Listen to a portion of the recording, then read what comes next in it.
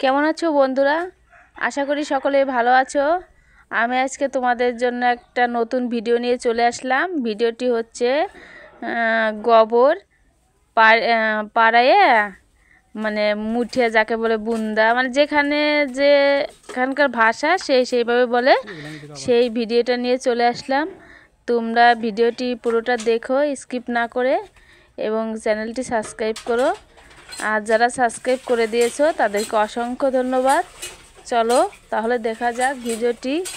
এই দেখো, আমি টিউবওয়েল থেকে জল নিয়ে যাচ্ছি। এই জল দিয়ে তারপর কোদাল দিয়ে গোবরগুলো কুপিয়ে নিয়ে তারপরে পা দিয়ে পাড়াবো। চলো দেখি। তো বন্ধুরা, আগেও আমি একটা গোবর ঠাসা ব্লগ দিয়েছিলাম। ব্লগটা দেখে অনেকেই রিকোয়েস্ট করেছিল যে এই ধরনের গোবর ঠাসা ব্লগ দেওয়ার জন্য, তাই আজকে সেই ব্লগটি করতে চলে আসলাম। তো তোমাদের রিকোয়েস্টের জন্য আজকের এই ব্লগটি করতে চলে এসেছি। দেখো বন্ধুরা, এই দেখো অনেকগুলো গোবর জড়ো হয়ে গেছে। তো দেখো বন্ধুরা, কাজের জন্য অনেক গোবর জড়ো হয়ে গেছে, কারণ বাড়িতে এখন কাজ, তো অনেক কাজ। ধানের ধান, বর্ষা মৌসুমে ধান চলে এসেছে বাড়িতে, সেই জন্য সেই সব কাজের জন্য এইসব গোবর ঠাসা বানাতে পারছি না, তাই অনেক গোবর এক জায়গায় জড়ো হয়ে গেছে। এখন একটু একটু করে এগুলো বানাবো প্রতিদিন।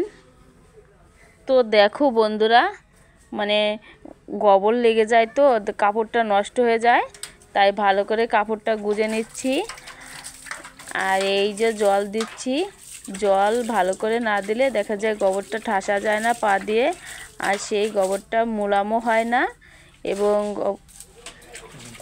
তো বন্ধুরা, জল ছিটিয়ে নিচ্ছি, কারণ জল ছিটিয়ে নিলে গোবরটা নরম হয়। আর এই গোবরগুলো অনেক দিন রেখে দিয়েছিলাম, তাই উপরে রোদ্রের তাপে শক্ত হয়ে গেছে, তাই একটু জল ছিটিয়ে নিলে পা দিয়ে ঠাসা অনেকটাই ভালো হয়।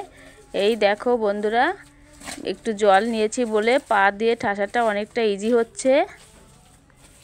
তো দেখো বন্ধুরা, এখন আমি পা দিয়ে ঠেসে নিচ্ছি, ভালো করে মুলাম করে নিতে হবে ঠেসে ঠেসে।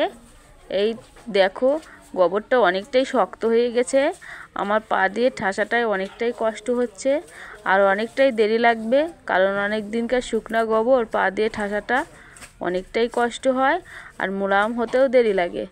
দেখো বন্ধুরা, অনেকগুলা গোবর, তো অনেকটাই ঠাসতে কষ্ট হচ্ছে।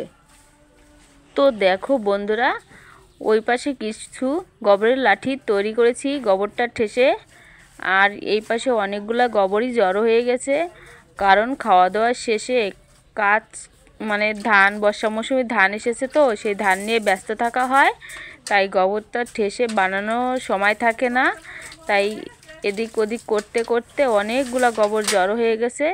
ভেবেছি যে ধান করা একটু সেরে ধান কটা উড়িয়ে তারপর এই গোবরটা ঠাসবো, কিন্তু ভাবলাম অনেকগুলাই জড়ো হয়ে গেছে, এইভাবে জড়ো হয়ে থাকলে দেখাই কীরকম। তো এই গোবরটা রেখেছি আমাদের পথের উপর, তো অনেকগুলা থাকলে দেখতেও অনেকটাই খারাপ লাগে, তাই না বন্ধুরা? তাই ভাবছি অল্প অল্প করে। তো গোবরটা হচ্ছে পথের পর, তো রান্নাঘরে যাওয়ার সময় আমাদের এই মেন পথের পর গোবরটা রেখেছি, এই পথ দিয়ে রান্নাঘরে যেতে হয়। দেখো বন্ধুরা, এই যে পথের পর রেখেছি, সেই জন্য অনেকগুলো গোবর এক জায়গায় জড়ো হয়ে গেছে, দেখতেও অনেকটা বাজে লাগে, চলাচলও অনেকটা কষ্ট হচ্ছে, তাই পুরো কাজটা সেরে গোবরটা ঠাসা অনেকটাই দেরি হয়ে যাবে।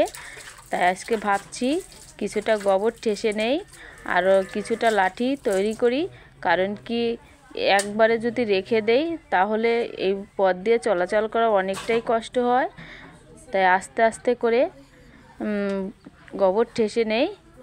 আর পুরো কাজটা শেষ করে যদি গোবর ঠাসতে যাই তাহলে আমাদের পথটাই একদম বন্ধ হয়ে যাবে, তাই ভাবছি আজকে কিছুটা ঠেসে রাখি, কালকে লাঠি তৈরি করব।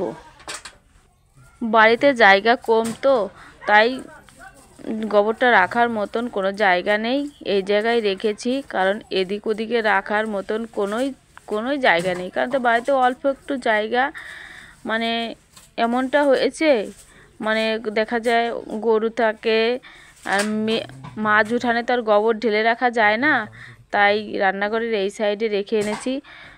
গোবরটা এখানে রাখলে রান্নাঘরে দুর্গন্ধও যায়, কিন্তু কি করা আছে বলো, কারণ অল্প জায়গা হলে এরকমটাই হয়, বাড়িতে একদমই জায়গা কম।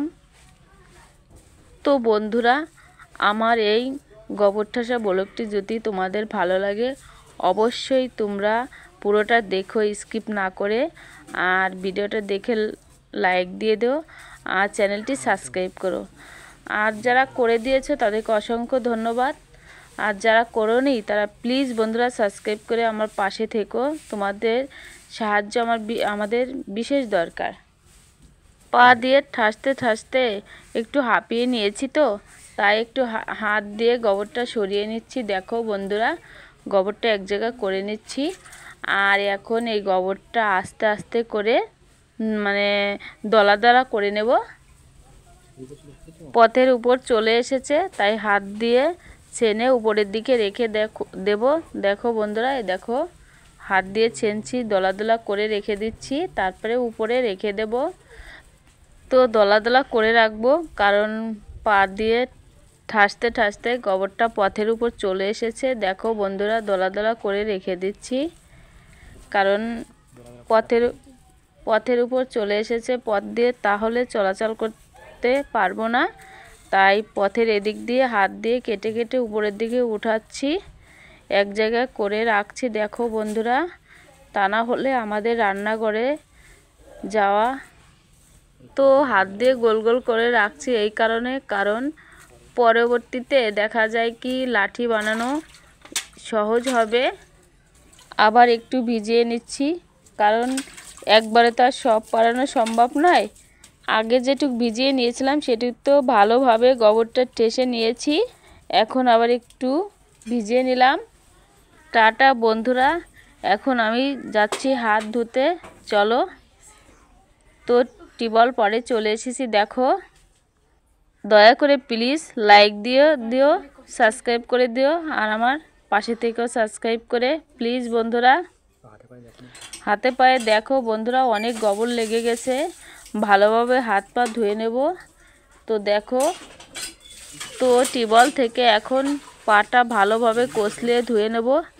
তো দেখো ধুয়ে নিচ্ছি, পায়ে গোবর লেগে গেছে, কারণ গোবরটা জল দিয়ে কষলিয়ে ধুয়ে নিচ্ছি, কারণ গোবরটা আগে ধুয়ে নিলাম, পরে সাবান দিয়ে ভালো করে পরিষ্কার করে নেব, তা না হলে গোবরের গন্ধটা থেকে যাবে। তাই দেখো বন্ধুরা, এখন সাবান দিয়ে ধুয়ে নিচ্ছি। তো দেখো বন্ধুরা, সাবান দিয়ে ভালো করে হাত পা ধুয়ে নিচ্ছি, গোবরের গন্ধটা অনেকটাই দুর্গন্ধ, ভালো করে সাবান না নিলে হাতে গন্ধ থেকে যাবে, তাই ভালো করে সাবান নিয়ে পাটাও ধুয়ে নিলাম। তো বন্ধুরা, আজকের মতো এখানেই ব্লগটি রেখে দিলাম, পরবর্তী ব্লগ দেখা হবে আবার। সবাই ভালো থেকো।